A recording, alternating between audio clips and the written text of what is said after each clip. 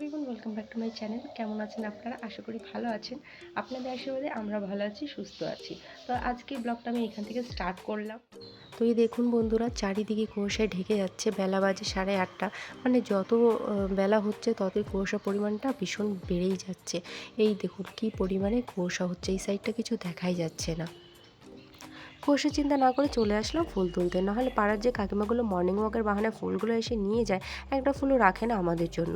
তো ব্যাস ওই যে ফুলগুলো রেখে এসে এখানে চলে এসেছি আমি পেঁপে তুলতে। আগের দিনকে মেয়েটা না খুব বায়না করছিল জানেন, যে পেঁপে তরকারি খাবো, পেঁপে খাবো। তো আহামরি যে পেঁপে ভালো খায় সেটাও না, ও কোনো কিছুই ভালো খায় না। কিন্তু আগের দিনকে বায়না করেছিল, তো মাছও আছে, তাই ভেবেছি যে ওকে আজকে ঝাল ছাড়া পেঁপের তরকারি একটা করবো। আর আমরা তো ঝাল খাই, তো আমাদের জন্য ঝাল দিয়ে করবো। তো এই দেখুন আমি পেঁপেটা পেরে নিলাম। আমি কিন্তু মিডিয়াম সাইজের একটা পেঁপে নিয়েছি, যেহেতু আমি একবারই রান্না করব, অপচয় করব না, তাই গাছে আছে ভালো আছে। ওই দেখুন কতগুলো গাছে পেঁপে হয়েছে। আর এই দেখুন আমি এখানে লঙ্কা আজকে লাগিয়েছিলাম, এগুলো হাইট হবে 7 ফুট। আর এই দিকে তো দেখুন এখানেই লাগিয়েছি আমি কুমড়ো গাছ, উচ্ছে গাছ, এখানে পেঁপের চারা দিয়েছি। আর এই দেখুন এখানে আমি পেঁপে নিয়ে চলে এসেছি বাড়ির দিকে, কারণ লেট করা যাবে না, মেয়েটা ছোটো, ওর জন্য রান্না করতে হবে। তো পেঁপেটা যথেষ্ট বড় ছিল, আমার কাটতে বেশ কষ্টই হয়েছিল। আর দেখুন পেঁপেটার ভেতরে কত সুন্দর লাল লাল কালার এসছে।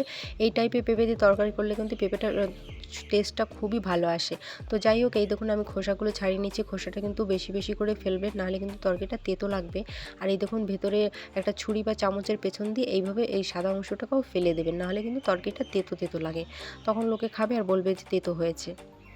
তো আর এইভাবে কাটবেন ডুমো ডুমো করে, তাহলে তরকারির টেস্টটাও ভালো আসে। তো ব্যাস আমার এখানে পেঁপে কাটা হয়ে গেছে। এবার আমি চলে এসেছি বেগুন নিয়ে। এবার বেগুন দিয়ে আমি আজকে একটা খুব দুর্দান্ত একটা রান্না করব, রেসিপি করব। তো আপনারা প্লিজ ভিডিওটা লাস্ট পর্যন্ত দেখবেন। আর এই দেখুন আমি বেগুনটাকে এবার যে মাঝখান থেকে কেটে এটা বাদ দিয়ে দিচ্ছি, আর একটা গোল রাউন্ড শেপ করে নিলাম। দেখুন আমি আপনাদেরকে আরেকটাও করে দেখাচ্ছি। এইভাবে ছুরির মাধ্যমে করলে সুবিধা হয়, বটির মাধ্যমে হয় না। একে একে আমি সব বেগুনগুলো এইভাবে রাউন্ড শেপ করে কেটে নিয়েছি, মাঝখান থেকে ফাঁপা করে। আর এইখানে দেখুন আমি এগুলো বের করে আলাদা একটা বাটিতে রেখে দিয়েছি, আর এইভাবে কুচি কুচি করে কেটে নিয়েছি। আর এখানে আমি পেঁপেগুলো কেটে নিয়েছি ডুমো ডুমো করে।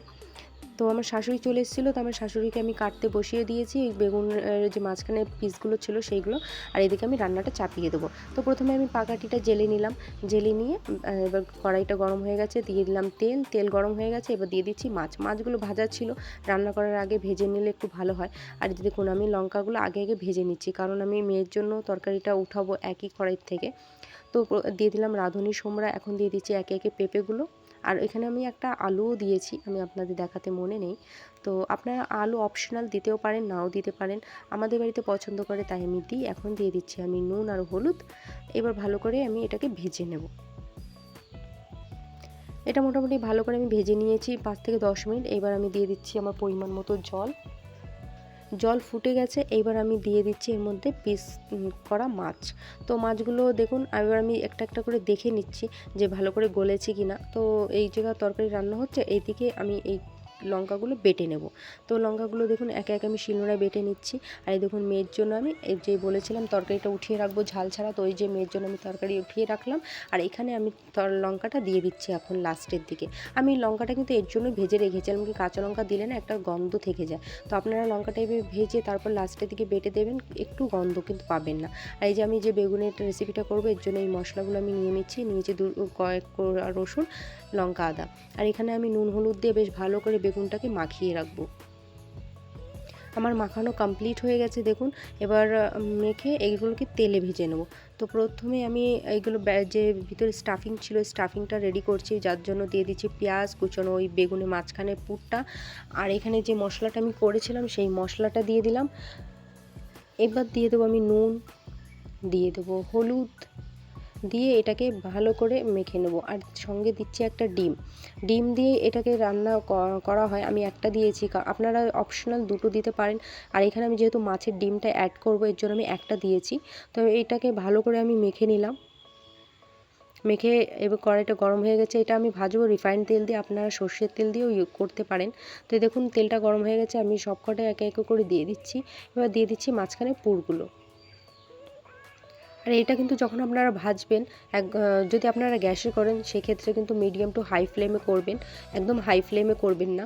আর আমি যেহেতু উনুনে করছি তাই আমি আঁচটা আস্তে করেই দিয়ে আছি। তো মাঝখানে আমি দিয়ে দিচ্ছি একটা বাদাম, আপনারা কিশমিশও ইউজ করতে পারেন। আমার কাছে বাদাম ছিল তাই আমি বাদামটাই দিলাম। আর এই দেখুন আমার ফাইনালি রান্না কমপ্লিট। তো এই দেখুন আমার শাশুড়ি আর মেয়েকে আমি বসিয়ে দিয়েছি খেতে। মেয়েটা মাছ দেখে ঝাঁপিয়ে পড়েছে মাছ খাবে বলে, ও বললাম না বিড়ালের মতন ঝাঁপিয়ে পড়ে মাছ দেখলেই, মাংস খায় না। পেয়ারা মাখা, পেয়ারা মাখা, পেয়ারা মাখা, কে খাবেন পেয়ারা মাখা, চলে আসুন। তো এইটা শুনে আমরাও চলে এসেছি, আর চলে এসেছিলো এই যে 2 পাবলিক। তো এরা যখনই দেখলো আমি ভিডিও করছি ছুট্টে দৌড় মেরেছে, আর এদিকে আমাদের পেয়ারাটা মাপা হয়ে চলেছে। আর দেখুন আমার মেয়েও পেয়ারা মাখার ডাক শুনে দৌড় দিয়ে শুরু করে দিয়েছে, আর ছুটতে ছুটতে চলে এসেছে ঠিক রাস্তায়। এই দেখুন আমাদের পেয়ারা হচ্ছে এখন কাটা। আর এই দেখুন আমার মেয়ে ওর বাবার রাজ সিংহাসনে বসে অর্ডার করছে যে আমি কুল খাবো। তো ওর বাবা ওকে বেছে বেছে কুলটা কোনটা ভালো সেটা দিচ্ছিল। তো পেয়ারা আমাদের হয়ে গেছে কাটাকাটি কমপ্লিট, এখন মাখানো পালা। তো এই যে কাসুন্দি মশলা সব দিয়ে দাদাটা বেশ ভালো করে মেখে চেখে দিচ্ছে, আর আমাদের হাত দিয়ে দিয়েছে। এই দেখুন বাড়ি বাচ্চা থাকলে এটা হয় আর কি, কাজেও সাহায্য করে আর সব কিছুতে এক্সপার্ট থাকে। তো আমাদের হাত দেওয়ার আগে ওর হাতটা চলে গেছে, ও নিতে পারছিল না তাই আমি হেল্প করে দিলাম। আর এই যে বরমশাই একা একা খাওয়া শুরু করে দিয়েছে। মেয়েটা চিন্তা ভাবনা করছিল খেতে পারবে না ঝাল, তো ওকে আমি ধুয়ে দিয়েছি, তাই ও টুকু টুকুর করে একা একা খাচ্ছিল, আর এদিকে আমি খাচ্ছি। আর খেতে খেতে ওকে আমি বলছিলাম বাবা খাও খাও, তো খেতে পাচ্ছিল না। তারপর দিদি ওকে 1 গ্লাস জল দিল, সেটা দিয়েই ও ভিজে ভিজে একা একা খাচ্ছিল। তো খেতে খেতে আমার বরের যেটা পোষাচ্ছিল না, ঝাল কম হয়ে গেছিলো বলছিল, কিন্তু আমার কাছে ঝালটা ঠিকই ছিল, আমি ঝাল অল্প করেই দিতে বলেছিলাম। তো আমরা তাই নিয়ে ঝগড়া করছিলাম, আমি যে না তোমার খেতে হবে না, তাহলে ঝাল হয়েছে যখন কম হয়েছে খেতে হবে না।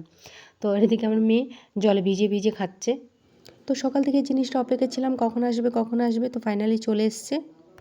তো চলে এসছে আমাদের ফ্রিজ। তো ফ্রিজ আমাদের বাড়ি নতুন কোনো ইলেকট্রনিক জিনিস আসলে এইভাবে আমি পুজো দিয়ে তারপর উদ্ঘাটনটা করি, তাহলে মনটা শান্তি লাগে আর কি। তো এখানে বাইরে এসে দেখি মুরগি কক কক করছে, কেন করছে, তো দেখে গিয়ে 2টো ডিম পেড়েছে। তো সোনাও ছিল আমার সঙ্গে। তো তারপর এখান থেকে এসে আমি রেডি হয়ে ভাত খেতে বসে পড়েছি, কারণ যাব সমিতির মিটিং আছে, মিটিংয়ে যেতে বলেছে। তারপর রাত হয়ে গেছে, সন্ধ্যার সময় হাজব্যান্ড গেছিলো বাজারে, তো আমি বললাম আমার জন্য 2টো ফুচকা নিয়ে আসতে। জানেন অনেক দিন পর ফুচকা খাচ্ছি, খেতে ইয়াম লেগেছিলো। আর এদিকে আমার মেয়ে খেতে পারে না, কিন্তু নিজে ভাগেরটা ছাড়ে না, দেখুন নষ্ট করছে কী করে। তারপর এখানে এক পাশে, চলো বন্ধুরা তোমাদের সঙ্গে দেখা হচ্ছে কোনো নেক্সট ব্লগে, টাটা বাই বাই।